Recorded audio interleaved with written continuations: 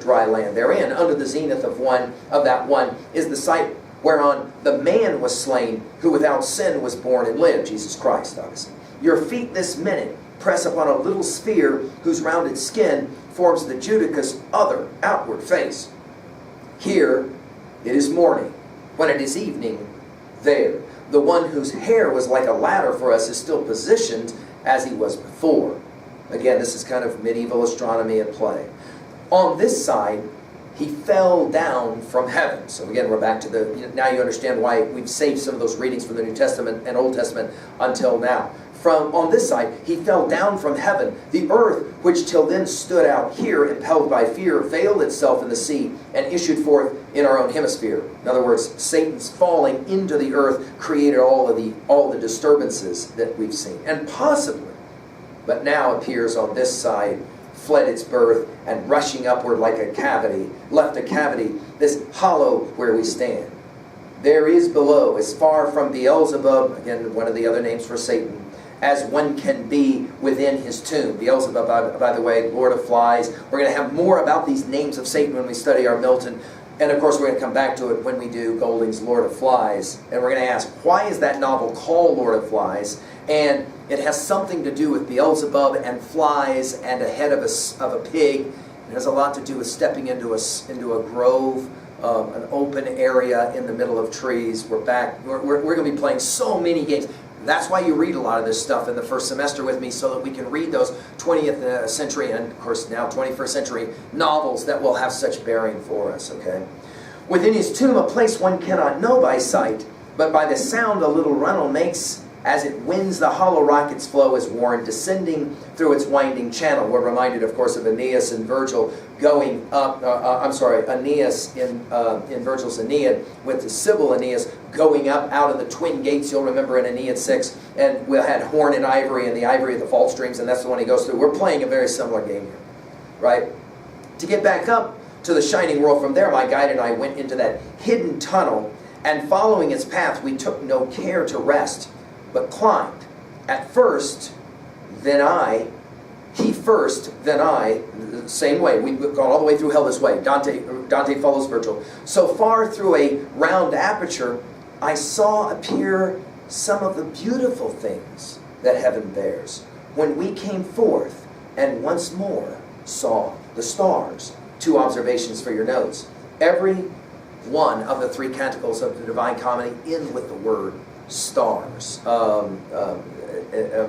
hope that you'll go on to read Purgatory and Paradiso, and all 3 will end with Stella, okay, with stars. Number 2, remember when we were doing our cave allegory, book 7 of Republic, Plato's cave allegory. You remember that when you come out of the cave, you look and you can't make out stuff, but finally when everything starts, your eyes start to grow accustomed, you kind of have that vision. We're going to have a similar kind of thing happening, obviously, at the conclusion of this text. Well, all right, there's your introduction to those 3 cantos. Let's now play the game quickly at level 2 and 3 to finish our study. Well, obviously at 2A.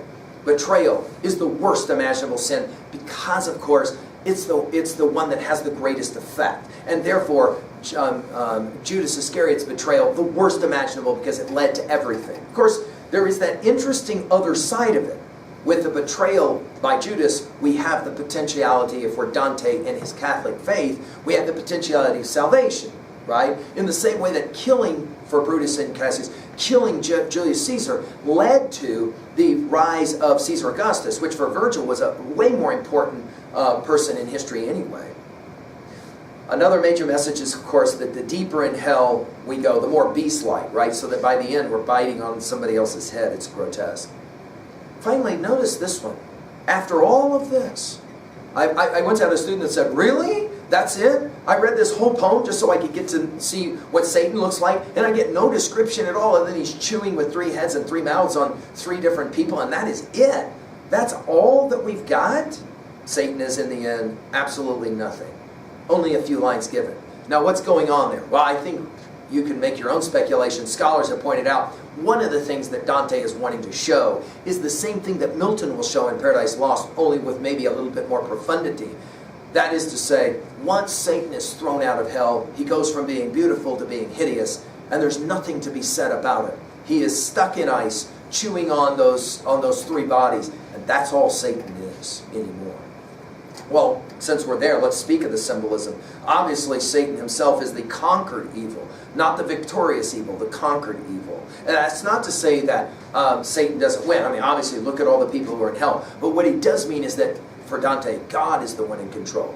Again, this is a religious text. We mustn't forget that. The irony, of course, is that after all of our reading and our journeying, this is it. That's it. A bit anticlimactic, some of you will say. Dante is poet. Well, I don't know. Is he the greatest storyteller? That Ugolino story is pretty compelling stuff. I mean, you can't help but feel a sense of real tragedy for a man who had to endure that level of pain, right? Maybe Shakespeare and Milton are in the same league of the greatest storytellers along with Dante. Again, just to remind, you've only read one of three parts of this poem, right? Go back to that early lecture that I gave at the beginning where I said, for those of you who are Peter Jackson fans of the Lord of the Rings trilogy, to just watch the very first of Fellowship of the Rings and never to see The Two Towers or The Return of the King, you would probably, if you're a fan of those films, you would have to argue, yeah, no, there is absolutely no way. You gotta definitely watch the other two. And as we said, in the extended versions, before you can have anything to say about it. I would argue the same is true of the Divine Comedy as well. Dante Is Politician. Well, I mean, it's so clear, isn't it? He's making again and again and again these comments, you know, whether it's against, the Sienese or against those of Pisa, it doesn't matter, right? He's constantly saying, this is the problem. It's all about betrayal, and it's all about greed, and it's all about desire for power, and it's all bad. There's got to be a better way. Dante as philosopher. Notice the loss of identity has a lot to do with betrayal. Betrayal, somehow cheating, lying, somehow changes you ontologically. Fundamentally it changes, right? And as well epistemologically. You can't trust anymore once you become a cheater. It's like I've often said to you guys, if you sneak out at night and you lie to your parents, if you're a great, great liar, the one thing you're doing to yourself down the line is when you're a parent and your kid goes, hey, I'm going out tonight. Where? So-and-so's house. Yeah, I was a good liar too when I was your age. You'll never be able to trust. And what does that do for the relationship? That's the point that Dante, I think, the philosopher, wants to make, is that epistemologically, ontologically, something corrupts us when we become liars and cheaters. Interesting idea. Well, at 3a, the Iliad, the Odyssey, the Aeneid, its betrayal is the worst imaginable thing. I mean, in each one of those, think about that. Why does Achilles sit out? He feels betrayed. Why does Odysseus come back and jack all those suitors? Because he's been betrayed. For Aeneas, the most important thing is getting to Italy, and yet notice Dido, she feels betrayed, doesn't she? Of course, Aeneas wants to, in the underworld, right, say to her, you need to understand, though, I had this thing I had to do.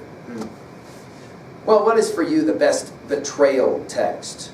Right? I mean, I love Mel Gibson's film. It's now obviously old, but I think it's still powerful. Braveheart. There's that moment when William Wallace gives Robert Bruce a look, and because Robert the Bruce has betrayed him.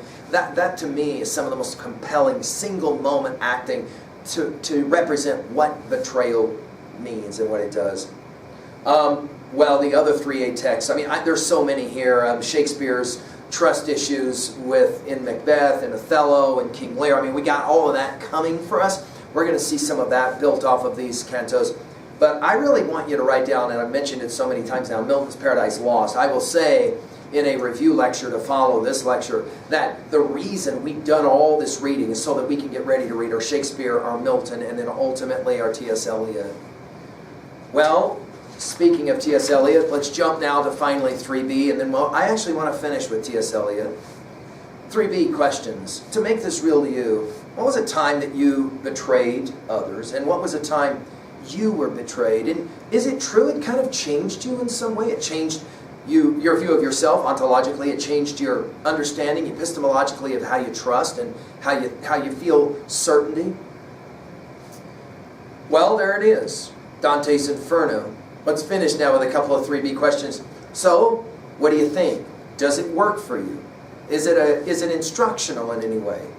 What was your favorite scene? And why? What was your worst scene? And why? I mean, you can do I think you can do, pretty well if you can just, answer those simple questions for yourself as you're grappling with this text. Well, we are going to turn to a review now that will kind of be a bridge lecture between everything we've studied up through Dante and then where we're headed next in our AP curriculum. We move from Dante to Shakespeare, and I think there's some really good reasons pedagogically for us to do that, but I kind of want to lay those out for you in the next lecture. But before I do that, we're going to spend quite a bit of time getting ready to read T.S. Eliot. Eliot, who said that basically the whole world is divided between Dante and Shakespeare and there is no third.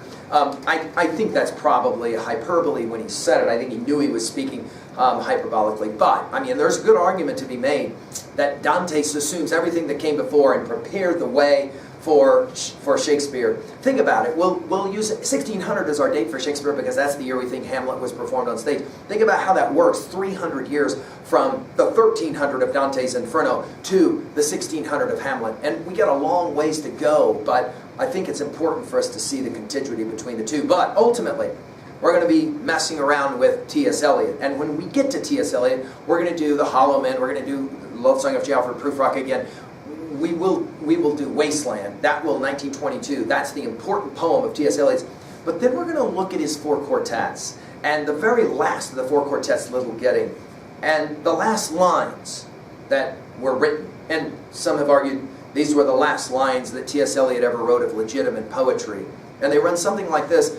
And Eliot was so in love with Dante and had so much of Dante in his mind when he wrote these lines. We'll obviously come back to them at the end of our AP curriculum. But now that we're in the very middle of our AP curriculum, in the middle of the way, as Dante will say it in the opening lines of Inferno, we'll finish this way.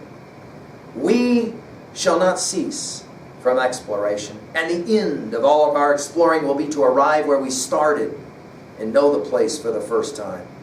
Through the unknown remembered gate, when the last of earth left to discover is that which was the beginning. At the source of the longest river, the voice of the hidden waterfall, and the children in the apple tree, not known because not looked for, but heard, half heard in the stillness, between two waves of the sea. Quick now, here, now, always a condition of complete simplicity, costing not less than everything. And all shall be well, and all manner of things shall be well, when the tongues of flame are enfolded into the crown knot of fire, and the fire and the rose are one. I hope that you will read on the rest of the Divine Comedy and the multifoliate rose of Death's Twilight Kingdom is the way that T.S. Eliot will say it, at the end of four quartets. Now, I have given thorough lectures on all of the lines of four quartets, and you can find those later on in the AP folder there at learnstrong.net. So if you want to look ahead, feel free to do that. But follow along with me. I hope that you have enjoyed this study of Dante's Inferno. I hope that you have been challenged, and I hope that it's prepared you well for now the next study, our study of the great bard, the great Shakespeare. Thank you.